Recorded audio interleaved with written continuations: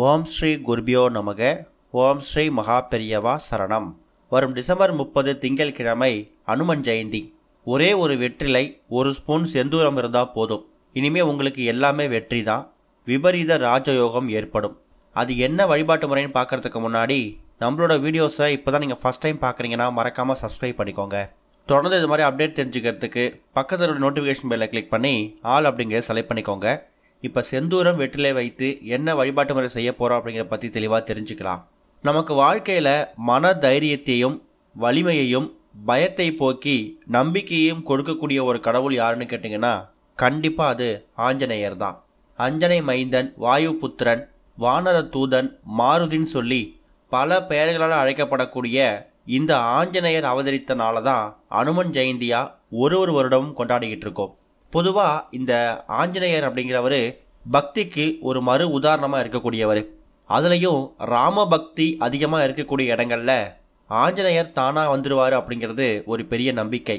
அதனால தான் ராமர் கோவிலில் போயிட்டு ராமநாமத்தை நம்ம ஜபிக்கும் போது நமக்கு கூடவே வந்து ஆஞ்சநேயர் அருள் புரிவார். ஆஞ்சநேயர் அவதரித்தனால தான் அனுமன் ஜெயந்தியாக நம்ம கொண்டாடிக்கிட்டு இருக்கோம்.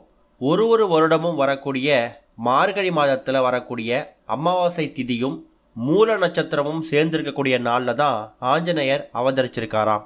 அந்த நாளை தான் அனுமன் ஜெயந்தியாவும் கொண்டாடுறோம்.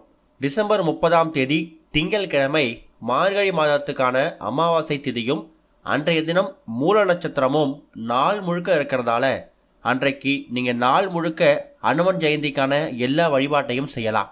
கட்டாயம் உங்கள் வீடு பக்கத்தில் இருக்கக்கூடிய பெருமாள் சன்னதிகள்லையோ இல்லை தனியாக இருக்கக்கூடிய ஆஞ்சநேயர் கோவில்கள்லையோ அபிஷேக ஆராதனைகள் நடக்கும். அதில் போய் கலந்துக்கோங்க. முடிஞ்சால் ஆஞ்சநேயருக்கு தேவையான அபிஷேகத்துக்கு தேவையான பொருட்களை உங்கள் கையால் வாங்கி கொடுக்கலாம். ஆஞ்சநேயருக்கு ரொம்ப உகந்த மிளகு வடை, ஆஞ்சநேயர் வடைன்னு சொல்லுவாங்க பாருங்கள், இந்த வடை மாலை சாத்துறதுன்னு. அந்த வடை மாலை சாத்துறதுக்கு தேவையான வடைக்கு தேவையான பொருட்களை உங்கள் கையால் வாங்கி கொடுக்கலாம். இல்லை நீங்கள் வடையாக செஞ்சு எடுத்துகிட்டு போயிட்டு கூட ஆஞ்சநேயருக்கு சமர்ப்பிக்கலாம்.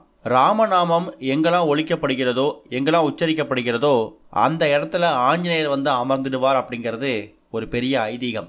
நீங்கள் நாள் முழுக்க உங்கள் வீட்லையோ இல்லை உங்களோட ஓய்வு நேரங்கள்லையோ ராம ராம ராமன்னு நீங்கள் ராமநாமத்தை ஜபிச்சுக்கிட்டே இருந்தீங்கன்னா உங்கள் பக்கத்திலே வந்து ஆஞ்சநேயர் அமர்ந்துடுவார்.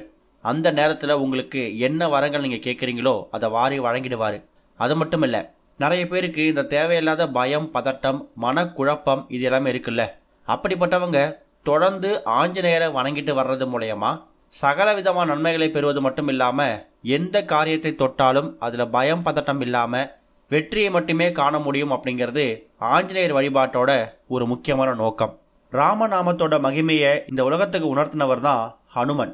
தீவிர ராம பக்தனாக இருக்கக்கூடிய ஹனுமன் நித்திய சிரஞ்சீவி வரம் பெற்றிருக்கக்கூடியதால இந்த கலியுகத்திலையும் பிரத்யட்ச தெய்வமாக இருந்து வந்துட்டு இருக்காரு. பலரும் அனுபவ ரீதியாக கண்ட உண்மை என்னன்னா, எங்கெல்லாம் ராமநாமம் உச்சரிக்கப்படுகிறதோ அங்கெல்லாம் அனுமன் வந்துடுவார் தான். ராமநாமத்தை உச்சரிக்கிறவங்களுக்கு அனுமன் ஓடி வந்து உதவி செய்வாராம். அவங்களோட துன்பங்களை போக்கி அனைத்து விதமான நலன்களையும் வாரி வழங்குவார். அப்படிப்பட்ட சக்தி வாய்ந்த இந்த ஒரு அனுமன் ஜெயந்தி அன்னைக்கு ஒரே ஒரு வெற்றிலை, ஒரே ஒரு ஸ்பூன் செந்தூரம், இதை வைத்து நீங்கள் பண்ணக்கூடிய இந்த ஒரு வழிபாட்டு முறை இருக்குல்ல, இது உங்களுக்கு வாழ்நாள் முழுக்க எக்கச்சக்கமான நன்மைகளை கொண்டு வந்து சேர்க்க போகுது அப்படிங்கிறத நீங்கள் மறந்துடக்கூடாது. செந்தூரம் அப்படிங்கிறது எல்லார் வீடுகள்லையும் இயல்பாக இருக்கக்கூடிய ஒரு பொருள் தான்.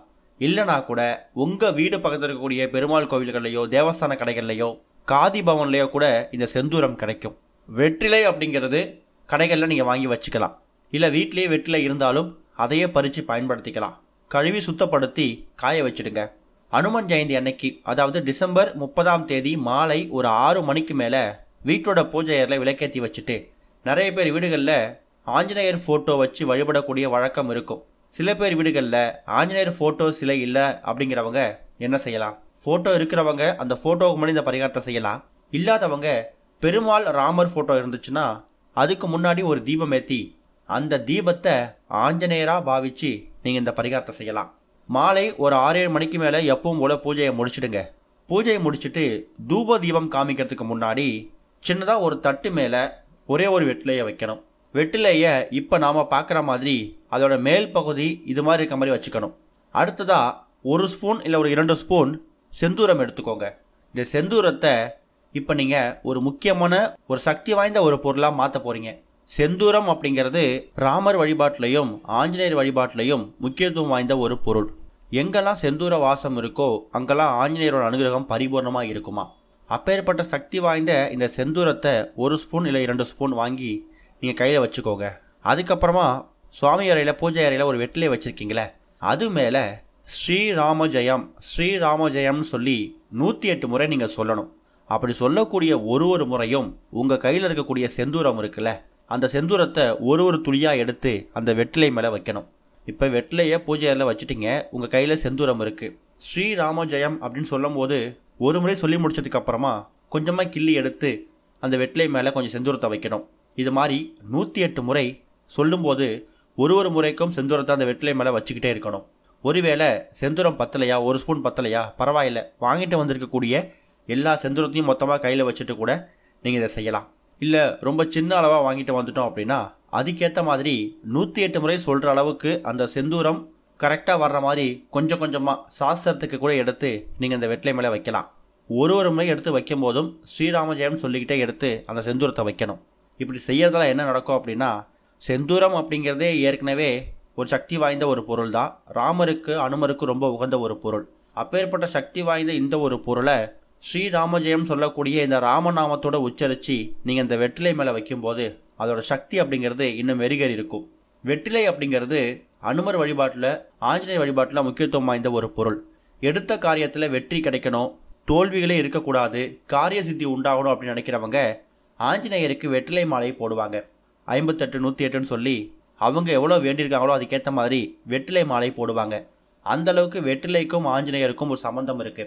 அப்பேற்பட்ட வெற்றிலை மேலே ஆஞ்சநேயருக்கும் பெருமாளுக்கும் உகந்த இந்த செந்தூரத்தை ஸ்ரீராம ஜெயம்னு ராமநாமத்தை சொல்லிக்கிட்டே நீங்கள் எடுத்து வைக்கும்போது அந்த செந்தூரத்தோட சக்தி அப்படிங்கிறது அதிகமாக இருக்கும். 108 முறை சொல்லி முடிச்சுட்டு உங்கள் வீட்டில் தீபதூபம் காமிச்சிடுங்க.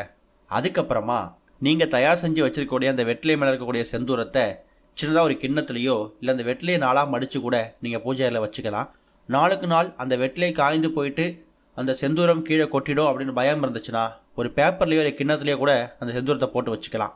வீட்டை விட்டு வெளில போகும்போது, முக்கியமான காரியங்களுக்கு வெளில போகும்போது, இப்போ போகக்கூடிய காரியத்தில் வெற்றி கிடைக்கணும், போகக்கூடிய வியாபாரத்தில் லாபம் உண்டாகணும் அப்படின்னு நம்பிக்கையோட அந்த செந்தூரத்தை நெத்தியில் வச்சுட்டு போங்க. போகக்கூடிய காரியத்தில் கட்டாயம் காரிய சித்தி உண்டாகும். வேலைக்கு போகும்போது, இன்டர்வியூக்கு போகும்போது, அதே மாதிரி நல்ல விஷயமா வெளில போகும்போது எல்லா நேரங்கள்லையும் அந்த செந்தூரத்தை, அதாவது ராமநாமம் சொல்லி தயார் பண்ணி வச்சிருக்கக்கூடிய செந்தூரம் இருக்குல்ல, அதை நெத்தியில் வச்சுக்கிட்டு போகலாம். பெண்கள் ஆண்கள்னு சொல்லி யார் வேணாலும் வச்சுக்கலாம். சுத்தபத்தம் இல்லாமல் அந்த செந்தூரத்தை தொடுறதை கொஞ்சம் தவிர்க்கிறது நல்லது. தயார் பண்ணி வச்சிருக்கக்கூடிய இந்த செந்தூரம் உங்களுக்கு ஒரு 3 மாதத்துலேருந்து 4 மாதம் வரைக்கும் வரும். அடுத்ததாக வரக்கூடிய ஏதாவது ஒரு அமாவாசை தினத்தன்னைக்கு மறுபடியும் இதே மாதிரி வெற்றிலை மேலே செந்தூரத்தை தயார் செஞ்சு நீங்கள் பயன்படுத்திக்கலாம். இந்த ஒரு அனுமன் ஜெயந்தி அன்னைக்கு இதை முயற்சி பண்ணுங்க. இனிமே எதை தொட்டாலும் உங்களுக்கு வெற்றி தான். ஓம் ஸ்ரீ குருபியோ நமக. ஓம் ஸ்ரீ மகா பெரியவா சரணம்.